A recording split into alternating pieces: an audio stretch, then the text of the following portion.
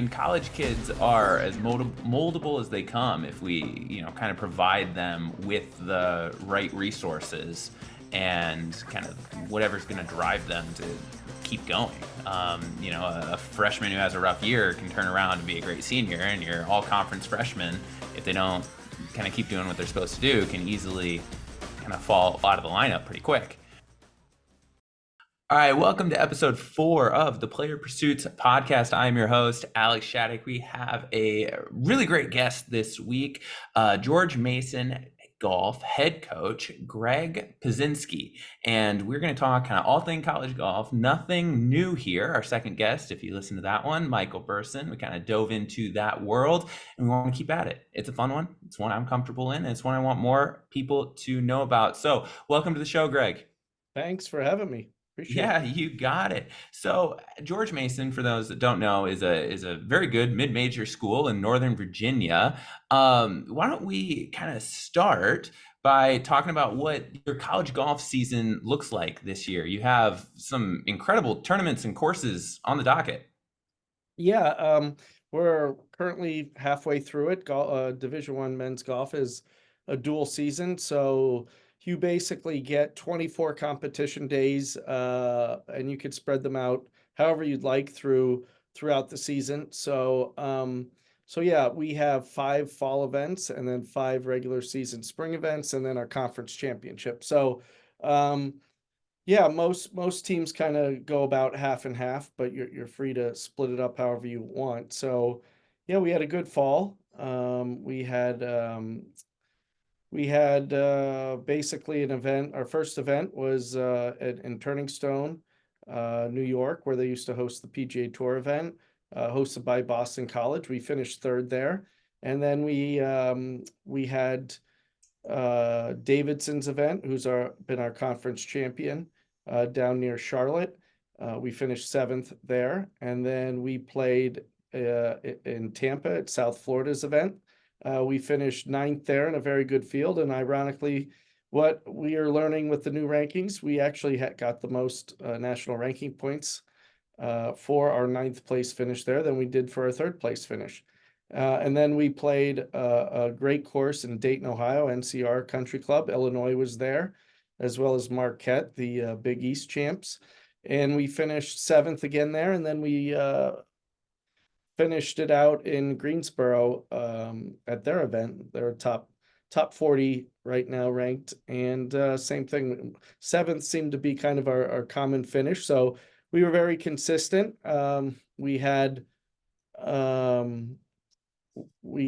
different guys garner top 20 finishes, and several of them multiple. And actually, we had a 5th. We had a guy as an individual in the last event, a freshman, Sam Brown, finished 18th. So yeah, we have a young team, and the future is bright. And then we open up the spring here in 3 weeks. We go to Puerto Rico, and then we'll host an event at Mid Pines in mid-March, and then we go to William and Mary's event down in Golden Horseshoe. And that's my alma mater, just Yeah, for those that don't remember. Yes. exactly. So very good golf course, as you know, and we're looking forward to that. And then we go out west to Seattle, to Chambers Bay, where they played the US Open. And that's spectacular. That's a great experience. And then I believe that was my last college event, was out there, that really, tournament. So yeah, I'm excited to kind of see how you guys do out there. our weather we played in it this past year, and the weather was pretty decent. The year before, they canceled the whole tournament, which would have been a bummer. And then we finished it up at Penn State, where I played. And sadly, it'll be the 20-year anniversary of my victory there. So that I can't believe it's 20 years. And then our conference down in Orlando. So No, busy. you guys schedule unbelievable. I mean, in the spring, you guys are going to have a blast. There's just so many good courses on that list. And speaking of Penn State, let's talk about your background. You've kind of been on different parts of the industry, at clubs, coaching, obviously playing. You really have one of the best backgrounds in the college golfing world right now. So let's kind of talk about that. I'd love to hear more about your playing experience in and right after college? Yeah, thanks. It's I've definitely worn a lot of hats. I don't know if that's a good or bad thing, but yeah, I had a great time. I'm from Pennsylvania, so to play for Penn State it was a a kind of a dream come true, and I had an unbelievable experience, and a lot of it is kind of how I kind of take those experience and mold them into what we can do here. And yeah, so it was I don't know. I redshirted my first year, which was very common for players in our program. With our coach was old school in that sense, and that was a big challenge, right? You're all of a sudden practicing and playing and working out, and you have no chance to play in a tournament. So that took a lot, and then you're working on things, and that's a good and a bad thing when you have almost a year to work on things, because you can overdo things or you can whatever. So yeah, that was definitely left an impression on me. And so I don't, even though I had success after that, I don't forget about that. And I don't forget about, for those guys on our team going through transitions like that. I remember what that was like. And fortunately, the hard work paid off, and I qualified for our first event that next fall, actually at Wisconsin. He might have, your prior host was probably the coach then, and I came out guns blazing and shot 5 under my first round, was tied for the lead, 5 under the second round, had a 4-shot lead and tournament record, and Penn State 36-hole record. And I didn't win the tournament, but I still managed to have a really good finish, fourth, and that kind of gave me the confidence to that I could play at a high, college level. And I think I ended up with 3 top 10s in that first 5 events that I had. And fortunately, I didn't have to worry about looking over my shoulder and playing. And yeah, I had a great career there. Really strong first 2.5, 3 years. I finished fourth in the East Regional up at Yale. Back we played with Florida, who's the #1 team in the country, and North Carolina. And so yeah, so I didn't play as well. My fifth year, we lost a lot of the guys that I was friends with. So again, that was a big transition year. We went through 3 different assistant coaches when I was there with our success. And proudly, we that one year I did win the Penn State event, and we went on to finish second as a team in that regional at Yale. And we finished 15th in the country that year.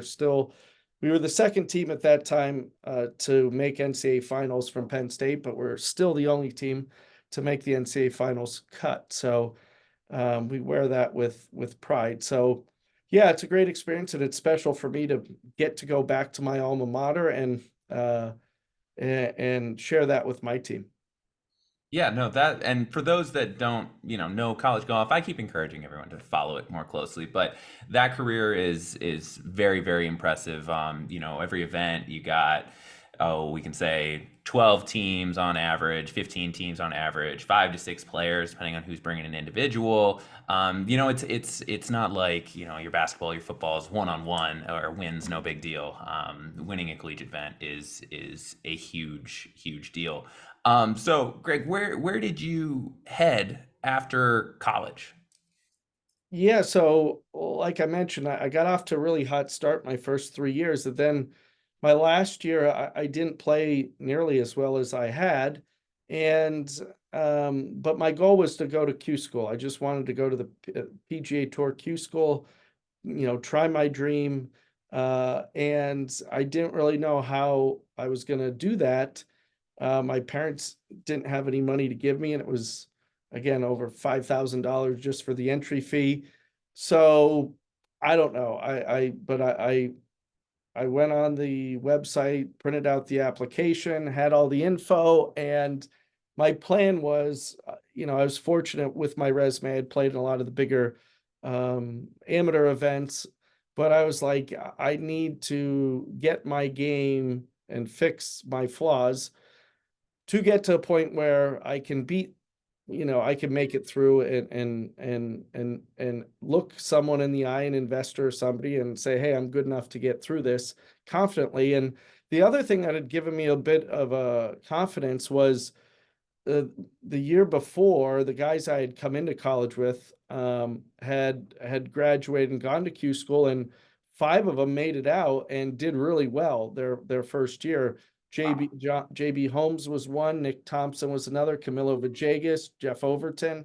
So when you're playing with these guys, you see that a lot more now, but at that time, it wasn't very common. And they came right out, and I said, well, hey, I played with those guys. I beat those guys. Like, why not me? So that was helpful. But so yeah, I just wanted to work on my game, get it to a point where I could do that. And so I was just going to play in like the state amateur, state open, which were good events, and the club championship. My dad's friend had got me a junior membership at the country club, because that had a nice range, and previously I didn't really have access to that. So their members, had the means to help me out if possible. So I was like, I'm just going to play in the club championship, and I'm going to play so good that it's going to open their eyes. And the course had hosted a Corn Ferry event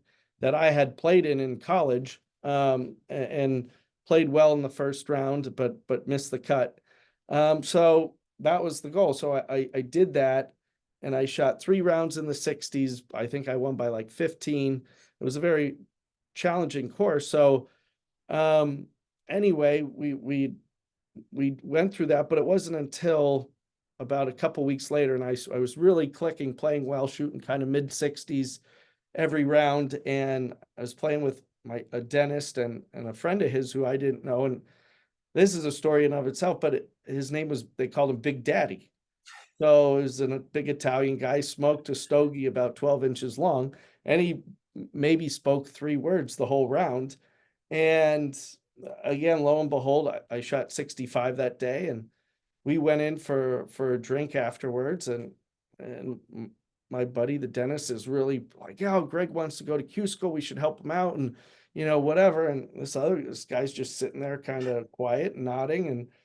And again, it's one of those weird moments where preparation meets opportunity. I had like this 10-page, the application printed out in my car, like whatever, like in case maybe somebody magically came up. So I ran out. So the Big Daddy finally says, what's it going to take? So I'm doing the math. So I run and get it. I said, well, $5,000 for the entry fee plus expenses. I don't know, 15 to 20 grand to go all the way through. And that was the first year they initiated the pre-qualifying stage. So he goes, all right, I think you should do it. That's all he said. And I remember, for whatever reason, you had to pay with your own credit card. You couldn't use somebody else's. And my credit card only had a $4,500 limit on it. So I was like, well, that's good to know. And the deadline was like less than a week away. So I said, I kind of need the money like now. And so he goes, okay, this is what we're going to do. We'll give you the money for I think it was 2,500 first, the first installment. And then we'll give you a series of checks. And if you keep going, we'll give you a couple of checks to pay your expenses. So that's what I did. I got Raleigh, North Carolina, made it through there. And then I went to, I went to Athens, Georgia first, got through there, then Raleigh, North Carolina, got through there. Then I got Houston, Texas. And this was the first one that was like, had tour players in it and guys that I played a practice round with Neil Lancaster, and he had won a couple times on tour, was in his mid 40s. And you needed it was caddy mandatory, because at this point, I think it's on TV. So I had carried my bag. So they were all making fun of me during the practice round, and all the caddies were in the parking lot trying to solicit bags. And the one guy had asked me, I said, oh, what's your rate? He goes, the normal rate for the week. I didn't know what that meant. So I asked Neil, and he goes, oh, that's about 1,000. Holy crap, $1,000, I don't. All right. And the one thing Big Daddy had told me, he said, don't go cheap, make sure you're not sleeping in your car or doing, you know, Everyone needs a big daddy in their life. yeah, exactly. So I was like, all right. And so yeah, so I ended up talking, and so Neil said, I'll tell you what, bro, if I can get the guy down to 850, do you want it? Well, he went and got his caddy's brother. So, and I don't think he knew the golf course. And the course was Deerwood Country Club, which they filmed Tin Cup on. Mhm. So the fourth hole there is the famous 18th hole where he keeps hitting it in the water. And the driving range is where he's shanking it. And so, yeah, it was a unique experience. So I go out and I have like one of the last tee times. It's blowing 40 miles an hour. And I shoot, and I'm tied for the lead when I come in. So my phone's blown up. It wasn't as widely, I guess, promoted online and everything. I was like, all right, still 3 more rounds. I think I had to finish top 25. Mhm. And lo and behold, the last round, I'm like 30th or 28th going in the last round. And my goal was just to be 1 under going to the last like 3 or 4 holes because there were 2 par 5s in the last four. And I'm 1 hole away, and there's a par 3, 185 with water all around. And I was between a 5 and 6 iron, and I hit the 5, flushed it, went over the green into the backwater. I made a triple, birdied 3 out of the next 4 to finish for even par and to just miss. So that was kind of my experience, but it was a great experience. And anyway, it propelled me anyway to have the confidence to keep going. And I had Big Daddy got and 3 others. I got 30 grand to kind of go on my way to start my professional career. And I played for about almost 5 years. And so yeah, so use that. And then one of the guys joined a new club in Jupiter that I went down, and I worked part-time there, and that turned into me working there for the winter and making money. And then I would use that money and the money I won to play in the summer.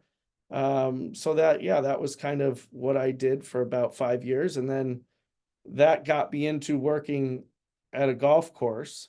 And then in about 2014, I got a call from a club up in Boston that was hosting the Mass Open that I played in every year. And I actually finished second the 1 year in it. And they were like, "Oh, we'd love to hire you as an assistant pro." And I'm like, "Well, I've worked at golf courses, but mostly outside.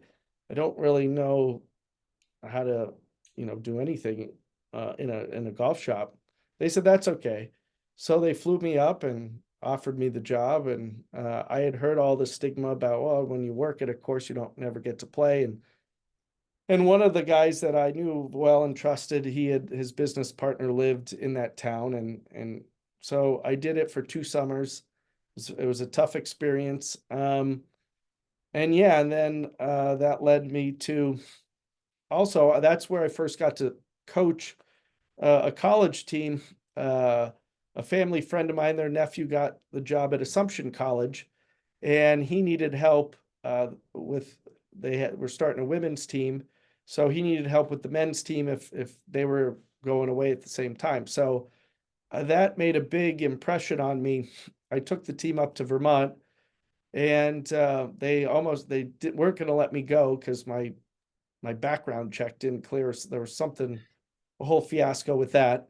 That first led me to how universities work, and so I said, well, that's not right. So they told me, well, you could drive up on your own at your own accord.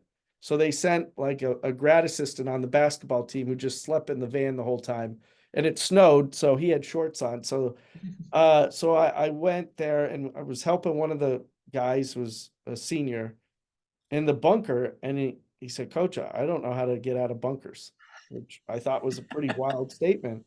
And so after the practice round, I told the other guys to practice putting because their putting wasn't too good. And I went down to this bunker um, with this kid, and for the first hour, it was just blade, blade, blade, chunk, blade. And I was like, so we moved his ball, the same basic fundamentals, move the ball forward, open the stance and accelerate. And finally he starts getting it.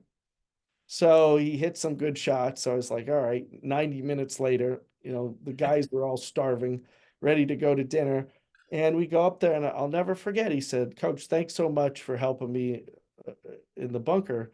He goes, in 8 years of organized golf between high school and college, no one's ever helped me like that. And that was the statement that was just like, wow, that's powerful. And the funny thing was that when the tournament started on about the third or fourth hole, I see the kid and he's waving me over frantically. And I go over to him and say, hey, what's up? And he goes, I'm in a bunker. I said, yeah. And he goes, well, I can't remember. What were the couple things that we talked about yesterday? And I mean, he has the most basic, like 15-yard greenside bunker shot, but there was a creek or a water hazard just on the other side. So if he bones it like he had been doing, he was going to hit it in the hazard. So I told him, Welcome to college golf, right? yeah, That's exactly. So college golf in a nutshell. correct. So I said, hey, open the face, ball forward, accelerate. And then the most important thing, I said, don't think, just hit it.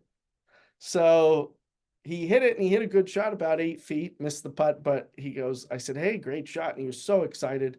His parents were there. And he said, Coach, to be honest, I didn't even see the ball. I think I closed my eyes. I was so nervous. But yeah, so I was like, all right, well, man, I would love to. I was in Boston. There's a lot of universities. And as you know, a lot of the model for Northeastern schools, the coaches are part-time. And, the Harvard coach was the teaching pro at the country club. So I was like, maybe this is a way, because I couldn't, unless you go to your alma mater. And my best friend and teammate was the assistant at Penn State at the time. He's now just got the head coach. So I was like, how do you get in? So that's kind of was my strategy in the back of my mind, and that led me through all these other careers. And yeah, and then I left there, and I was like, well, I really like teaching the game. That's fun. So maybe I could teach golf at a club or something.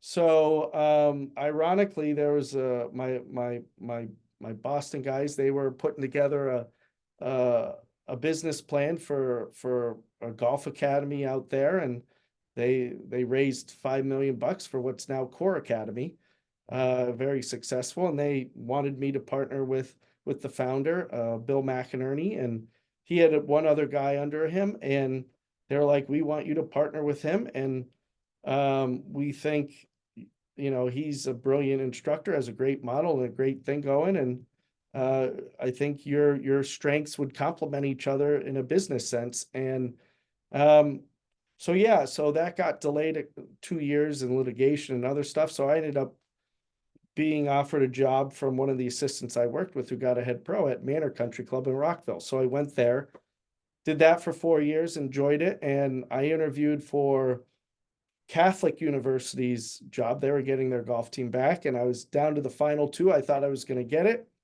And then out of the blue, they were like, I didn't hear from them for a month. They said they were going to make the decision in the next week.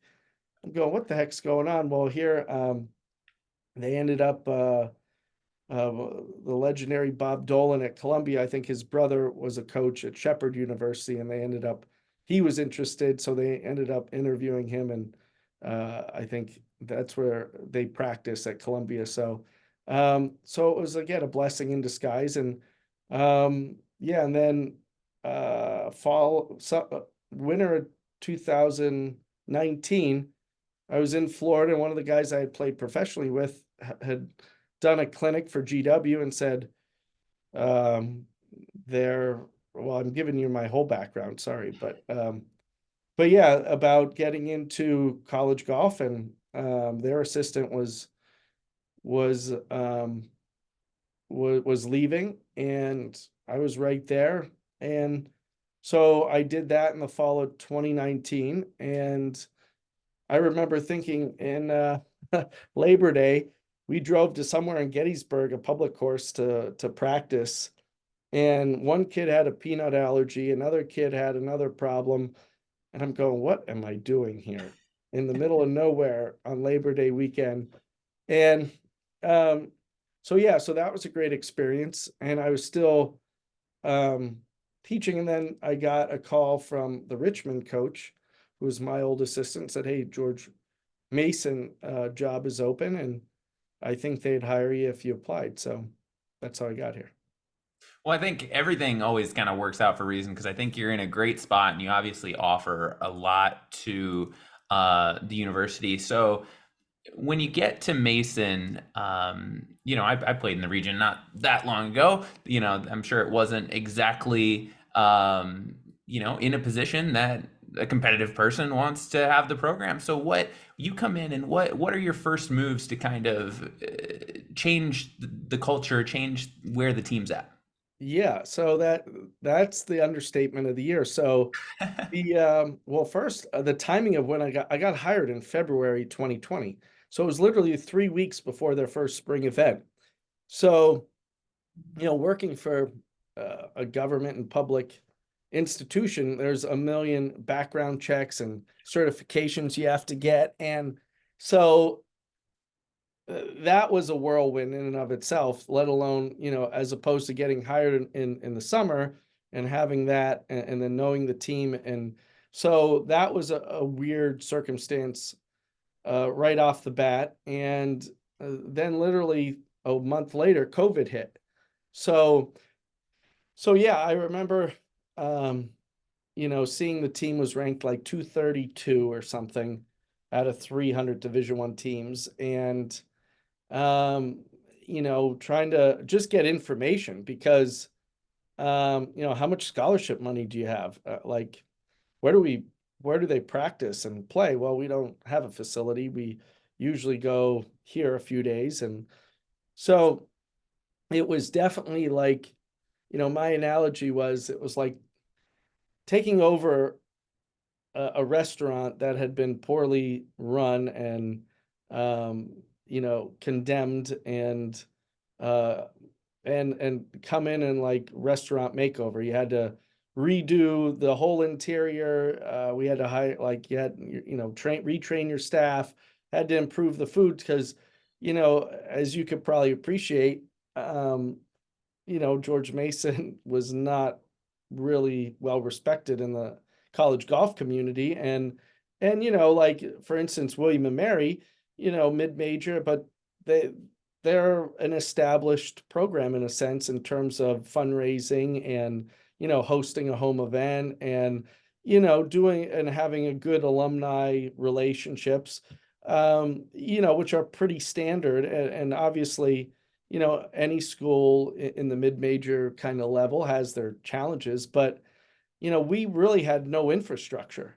So that was kind of, there were so many things that needed to be tackled. So I just tried to, I guess, prioritize them. And in a sense, once COVID hit, so anyway, we went to, and just it was, um, there was an interim, I guess, coach was the assistant who had just played like 2 years before that.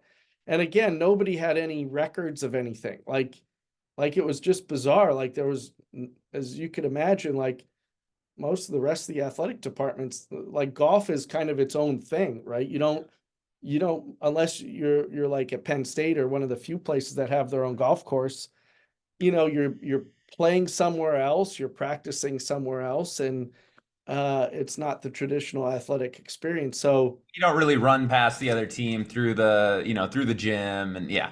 yeah, other Golf's than got its own little weird little place in college athletics for sure. yeah, exactly. You might work out. That might be the one common or study hall, but other than that, like yeah, it doesn't have that common feel. So well, first was just to find out as much as I could, and then I remember meeting and saying, "Hey, we're about to have our 50th anniversary of the university, and I don't know anything about the history of the program. I don't know who the prior coaches were or who our lettermen were. There's nothing on our website." Like, so first we need to try and uh, find this stuff out so we even know who to reach out to. And, let alone, we don't have names, let alone emails or addresses or whatever. So, so yeah, so that was and then the weird thing, we played one tournament in Florida. It was my first event, and then a couple weeks later we were hosting over spring break back-to-back weekends up at Mission Inn outside Orlando. And that Thursday was, we hosted the first event, and then the second event I had to cancel as the world basically was ending how we knew it when they were canceling the NCAA basketball games.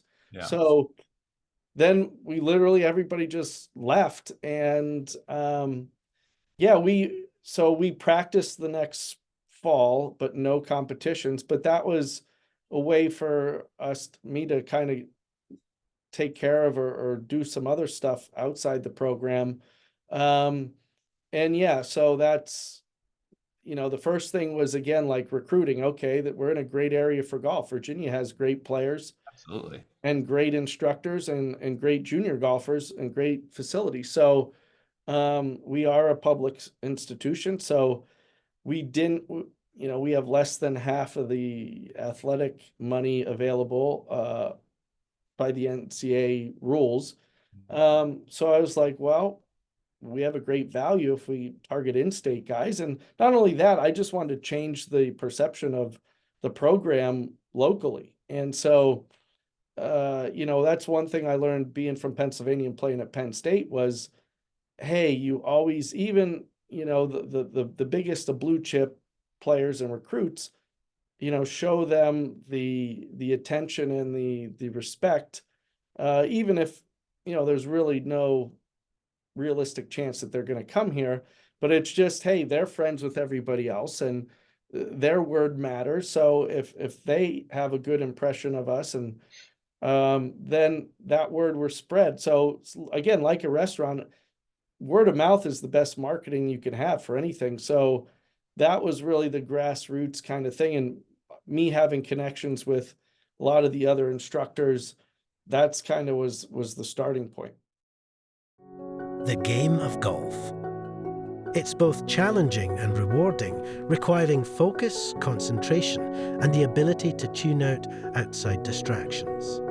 Peak performance is achieved through a synergy of body and mind.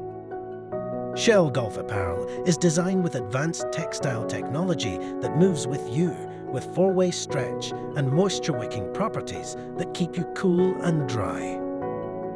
Visit shell.shop today and get 40% off the entire golf collection using promo code PlayerPursuits. Now, back to the podcast with your host, Alex Shattuck.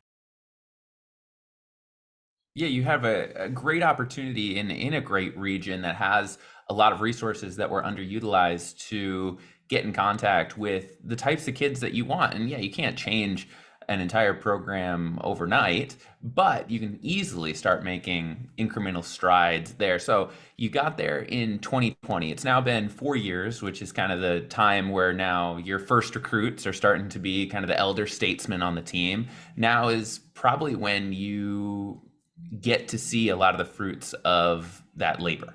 Yeah. So what ended up happening with COVID, we ended up only having 6 guys come back. And I think from all that fallout, a couple people, stayed at home or stayed wherever they were. And, the hard part was the NCAA put in a recruiting ban during that time. So we couldn't go watch kids play, and they couldn't come visit here. So I didn't want to commit to somebody without vetting them properly. And, because again, a scholarship's only a 1-year contract or commitment. It's not 4 years. But that was always how I viewed it. And it was a 4-year commitment. So I didn't want to commit to someone for 4 years and be stuck with somebody that maybe wasn't a great teammate or wasn't a good fit. So I was a little more conservative and targeted in that approach. So we ended up having 5 guys, and then I needed another guy. So I was taking walk-on tryouts, and I had 3 kids that were interested, and one of the kids was from Leesburg, and his brother was he was coming from Nova, a community college, and um, his brother was going to be going to UVA, and so he ended up playing 8 rounds between like the Virginia State Amateur and the Eastern Amateur, and he played well. I think he made the cut, and he had 8 rounds, no rounds over 74. I don't think so. I said, hey, that was your qualifier. You're in. We had the other two guys, and I remember I told him, okay, 3 rounds, and you have to, I think shoot under whatever it was, basically 3 over per round. And if you don't break 80 in the first round, you don't move on. That's the cut. And these two guys, the one guy was so nervous, his hand was shaking. I remember trying to tee the ball up. So, again, I didn't want to try and, it was hard enough for them. I wanted to create a welcoming thing and give them a chance. And, neither one of them played well. One kid was smoking a Juul when There I you was go. going over the rules on the first tee. And yeah, and they both shot in the mid 80s, but they wrote me a really nice, thanks so much. I appreciate the opportunity and whatever. So yeah, so we went with 6 guys, and we got so yeah, so we went ahead, and one of the good stories with that is that first spring, um, we had a kid that was my first full year. But the previous spring we had a kid who was a senior, had never played, and he we took all 6 guys because we only had 6 guys, and he played as an individual our first 2 events in Savannah and in Oldfield in Hilton Head, and his scoring average was 83 for the 6 rounds. He broke 80 once. So he's working and the wind's blowing, and he just hit the biggest slice in the world. Like, you would never believe it. It's like, how did he even get to this point? I don't know. So, but he was a great kid, hard worker. And the one day he's hitting balls and the wind's howling left to right, and he's just hitting these big peelers. And, I'm seeing ball after ball. It's like, at some point, as a human, you have to try and do something different. So I just said to him, I said, hey, I said, you understand what makes the ball go to the right? I said, your club face is to the right. So how do we make it, square or go to the left? There's a couple things. So anyway, and so after what we said, okay, try this. And he pull hooked one, and he, was like, oh, I said, no, that's actually good. That's the first ball I've ever seen you hit, not go right. So, we said, all right, now try and swing a little out to the right, though, do the same thing. And he hit this nice little draw. And I remember the whole team just like, whoa, like, nice shot. And anyway, we played our next qualifier, and we had all open qualifiers, and if you won it, you were in, and he tied for low. So I said, you're playing our next tournament. He couldn't believe it. I don't think anyone could believe it. They're like, coach, what are you doing? Like, you're setting us up for doom here. And it was the event we host at Mid Pines. It was the first year we were having it. And lo and behold, he's in I think 8th place going into the last round. So I told him, we were finishing the same second round the same day. I said, hey, I'm going to follow you all 18, help you out. I said, and regardless, you're going to play the next tournament. So just relax. Don't worry about how you play the last round. I could just kind of see him, light up from that. And he shot, I think, 68 in the last round, and he finished 3rd. And anyway, he went on the last couple of tournaments to be one of our leading scorers. So you never know. And credit to him, he never gave up. I mean, he got his teeth kicked in by this game for 3.5 years, and was still coachable, still positive, and still worked hard. So that's a great inspiration. And then the following year, he left, and we brought the kid on that walked on, and we got a transfer from Lafayette, who had won their conference, and we ended up having a great season, and we had 2 all-conference players, him and another a guy, JP Miller, and we finished 3rd in the conference, and that's the best in school history, and we still only had 6 players, so it was a remarkable run. Yeah, so that kind of, I think, validated a lot of kind of what we were saying and how to do it and how it works. And so, yeah, that built a lot of belief. And I think that enabled us to recruit a little bit better. And now, to your point, we've got a good young squad this year. And we're expanding our roster a little bit. We have 9 guys now. And yeah, so we're seeing that, like you said, the guys that are seniors were signed right when I got hired.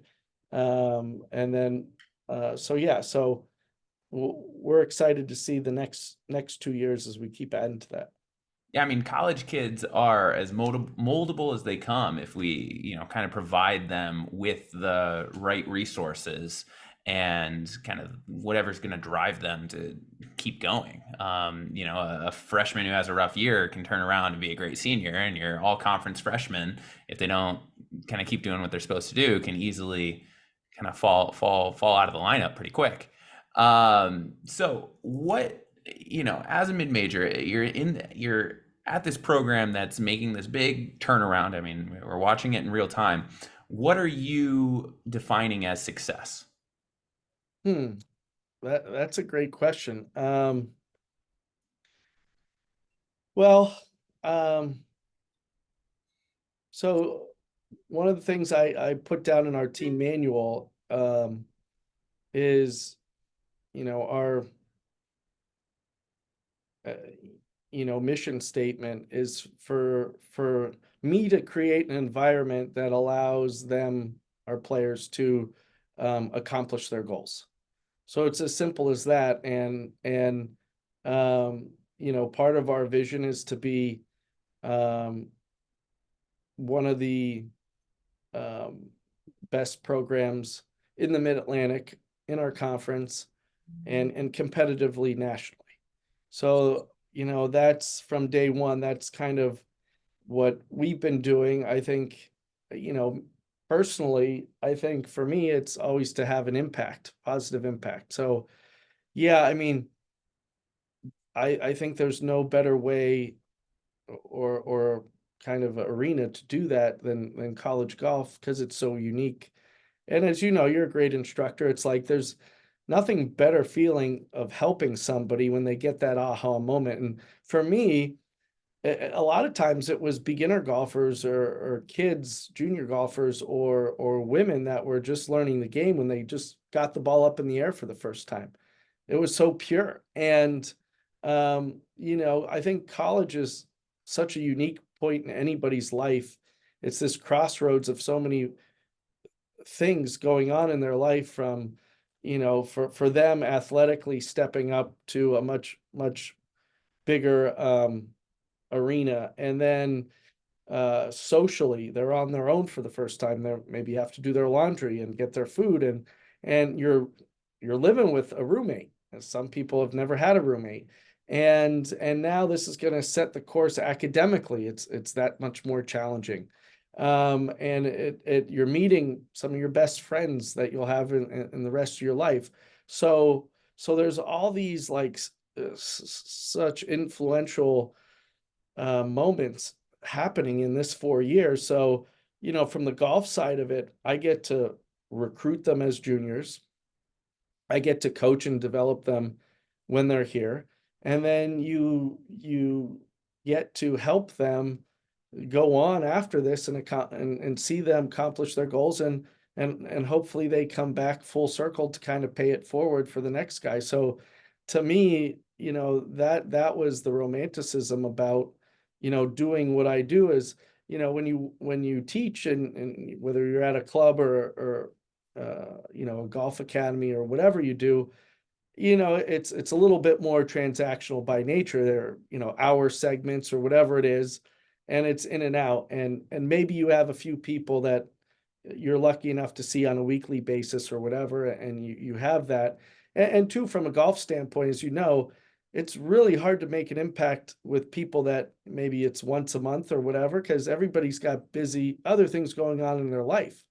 And golf takes so much repetition and time to make a change. And we're changing behaviors. Even if it's a swing change, it's a behavior, it's a commitment. So and they have the time to do it, obviously, right? Like, so you know, a lot of when we teach, you're damned if you do, damned if you don't. If what you tell somebody works, I'm good, coach, thanks, I don't need to see you for a while, until they ultimately relapse and they're back to see again. Or, hey, you know, I went out and played the next day and that messed me up, and I'm good. It's like, well, nobody said to go out and play 18 holes the very next day. So yeah, so again, success, I guess, for us is as long as you know, we're having a positive impact where our guys are getting better from when they got here to when they end. And I have a spreadsheet. We've done that with every player so far. And you know, lastly, that again, we produce guys that can accomplish their goals and have a positive impact on society. And, you know, that's the one thing I could say, regardless of our national ranking, you know, the guys that I've been involved with here are just the best representatives of our school and their families, and of me that you could ever ask for. So that to me is so far what I'm most proud of, and what our legacy is. And like I said, hopefully the whole goal is that they have such a good experience here that when they become successful in whatever they do, that they want to come back and help somebody else realize that dream too. Yeah, everything you said just speaks to building a really positive culture where people are going to stay involved in the program, and success breeds success. So if there's a kid out there wanting to play college golf, what is any advice to them, or what are you looking for as maybe they contact you, or you're looking for recruits and contact them?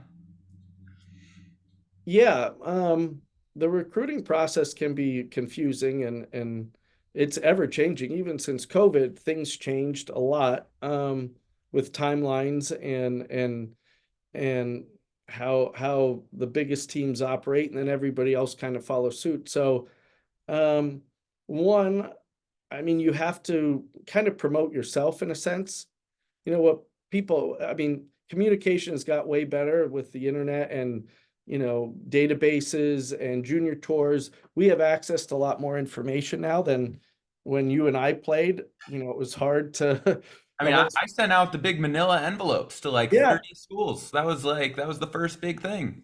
exactly. So, or unless you happen to get lucky and they were there watching somebody else and you see them, and that still does happen where you see a lot of good players that, ooh, who's this kid? You know, and then he looks good. But yeah, I would say just even as simply as put your name on your bag. I mean, yeah, if you join the AJJ, they give you a bag tag, but you know, if I'm watching three kids, I don't know who's who. So if you have that name on it, maybe it sticks, anything. Again, be proactive, tell coaches your story, write emails, and don't get discouraged if you don't hear back from them, or, you know, you get a response where they might be looking in a different direction. But, yeah, so I would say, you know, that's one thing. And then from a golf standpoint, I think you have to, if you're lucky enough and fortunate enough to have a relationship with a coach, that's huge. So, and to buy into what they're saying and to listen and to commit to that, to get better and think of everything long term. You know, again, I think junior golf or tournaments or even college golf, you know, there's the junior golf season short. It's basically June through August. So there's that pressure of having to perform in a short window, but you may be better off implementing the change now and taking a few weeks, and then playing your best later. Because again, it's not just what we see, but from the confidence standpoint, golf's a fragile game. So if you go into an event not ready yet, it can hurt your confidence. So and I would try and play as much as you can within reason, and whatever level you have to keep excelling at. So I would probably say that would be one of the things now that people maybe don't do.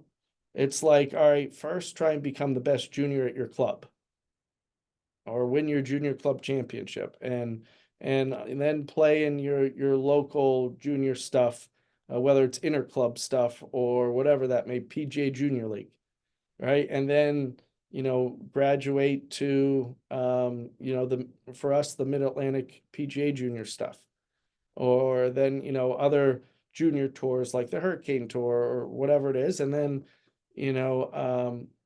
your state junior stuff, and then national stuff like the AJGA or whatever. So I think the confidence, and keep developing that as you go forward.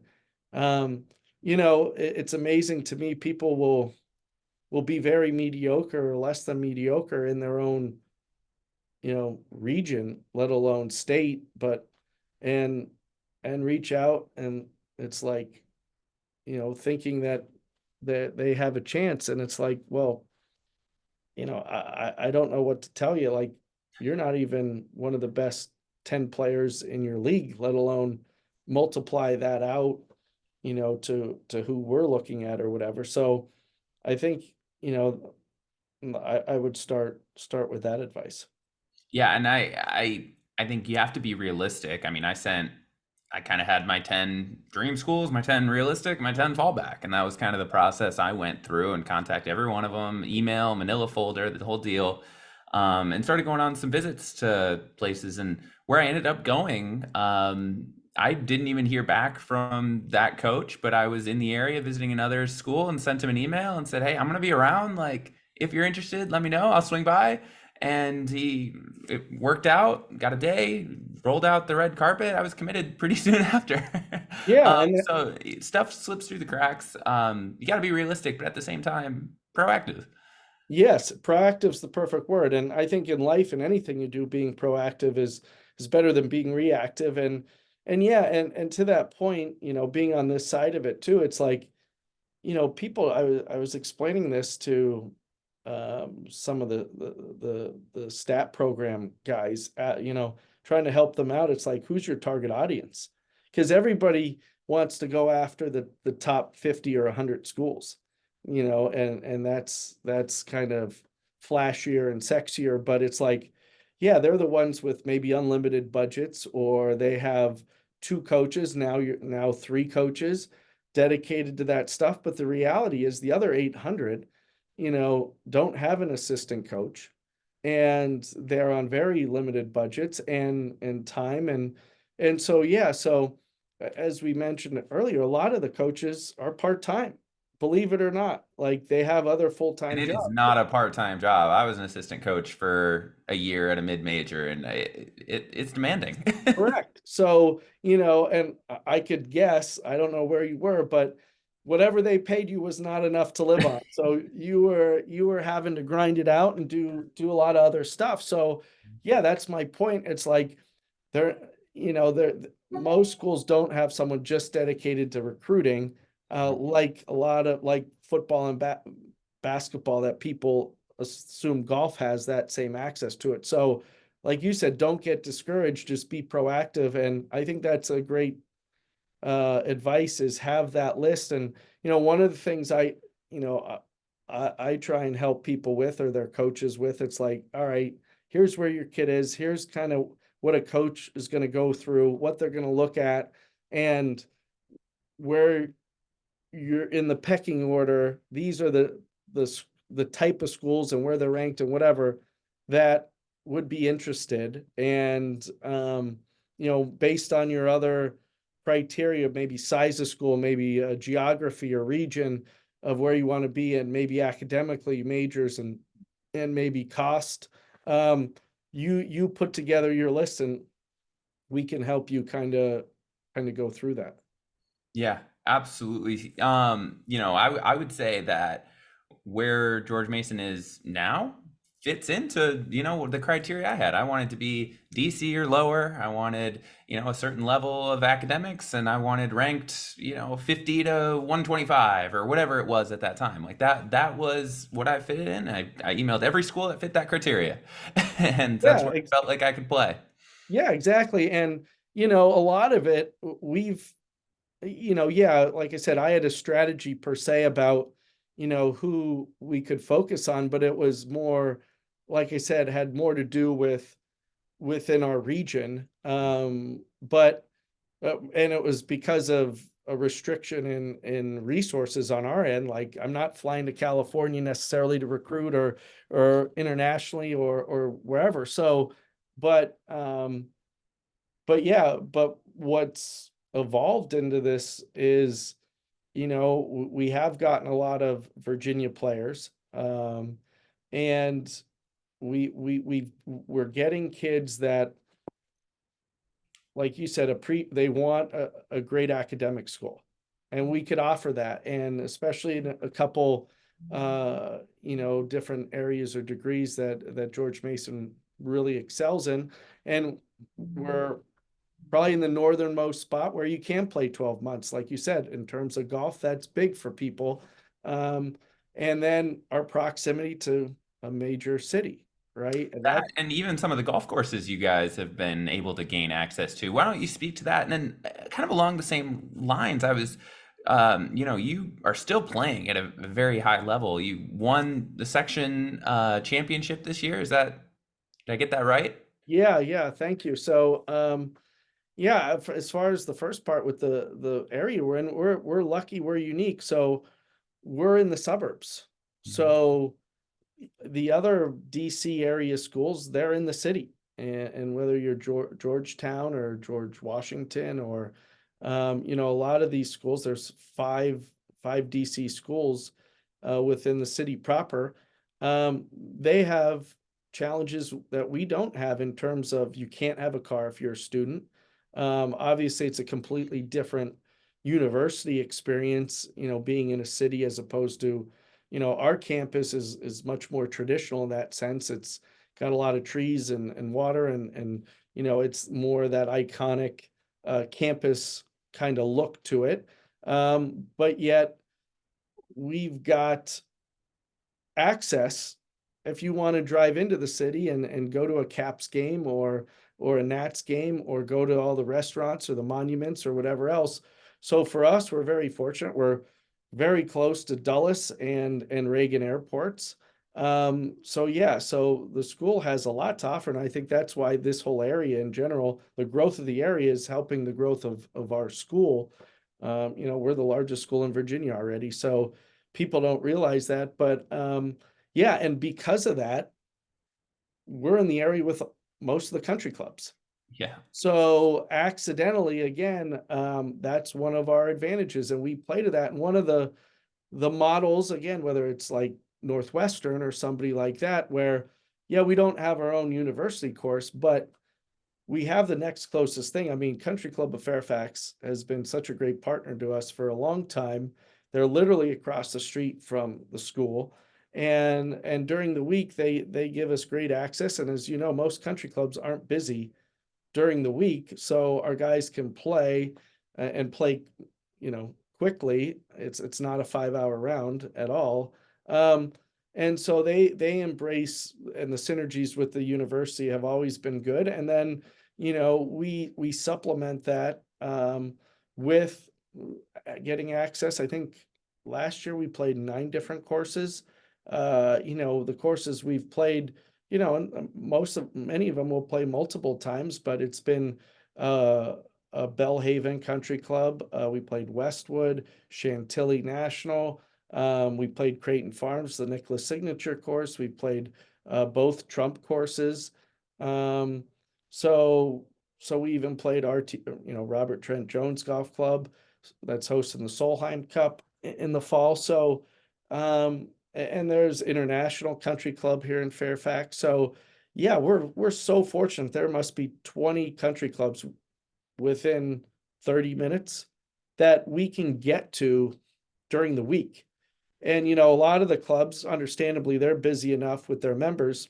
Access on the weekends is very challenging. But for us, for our guys to get out of class and to go drive 30 minutes and to play other clubs is great for the growth of their games and their diversity of their games. But it's also great for the members, because a lot of them went to school here. And that's the other unique thing is, like 80% of our graduates stay in this area to work. So, again, I went to Penn State. Nobody stayed in State College.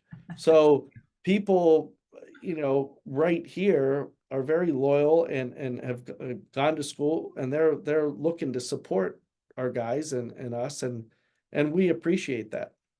Yeah, and for those that aren't familiar with the area or whatever, that you would be hard pressed to find a collegiate program that plays a better set of golf courses regularly. And when you throw in at the tournament schedule, there's almost no one in the country that's playing such a great slate of golf courses throughout the year.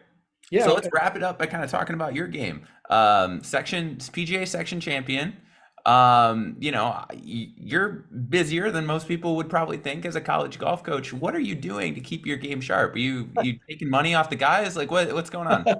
No, well, of course not, Alex. That's against the rules. No, but definitely, it's a two-way street, right? I've benefited from playing or practicing or just watching and observing them, and I just thought, again, one of the things that would help me as a coach is to never forget how hard the game is. Mhm. And because it's a maddening game. It's a really hard game. And, nobody tries to miss a 3-foot putt or hit a ball out of bounds, but it does happen. And so, yeah, one of the things I often tell our guys is I'm not going to ask them to do something I haven't already done or I'm not willing to do right now. So with that in mind, they know, like, oh, well, it's not just old man, at the cloud. So yeah, I think that's important to keep challenging myself, and just to become a better coach and learning new ways. And like I said, whether it's data and analytics or, swing methods or, using, swing catalysts or force plates or whatever it is, that's helped my game and myself as a coach. And like I said, I have an extra special pride of representing them when I go play. And that's really, helped our team with those relationships with so many of the other great instructors in the area and pros and facilities. And so, yeah, so I'm not gonna lie, I had been playing better this summer. Um, but it was still a surprise. Yeah, the Mid-Atlantic PGA, the section championship at Baltimore Country Club in September, which was just as our season was starting. The only thing was, I love that course. It reminds me of the classic courses in Pennsylvania where I grew up. And the last time I qualified for the national PGA was there as well. So I had good vibes there. And yeah, I'm not gonna lie though, it's been a long time. It was a 3-day event, and having the lead or part of the lead every day, I was nervous and again, I was trying to close the deal for our guys and practice what I preach. Yeah, I'll never forget. I coached at South Dakota State for a year, and our director of golf had just come from Tennessee, where they were ranked #1 as their player development guy. And second day of practice, we just started qualifying, and we're watching, and he goes, "You're gonna get so much better just watching these guys because they're raw, and you're gonna notice every mistake. And we're gonna try to patch them up the best we can, but at least you're gonna learn and be a better player." I thought I still might play later again, but it's a fun way to make a living. That's for sure. It is. It is. I'm lucky, and hopefully, I know you're following your passions, and you've been very good your different things that you've gotten into from coaching and doing this. But yeah, I have busy and hard days, but I haven't had a bad day. So you know, and that's, like I said, I am lucky to do what I enjoy. Awesome. Well, thank you so much, Greg. That was a quick, hour and a half, but we're gonna let you go. I'm sure you got work to do. It was great having you on. And yeah, if anyone has any questions about anything we talked about, I'm sure we can both contact either one of us, social media. I'm sure we're happy to get back to you. Thank you, and see you guys later. See you. Thanks.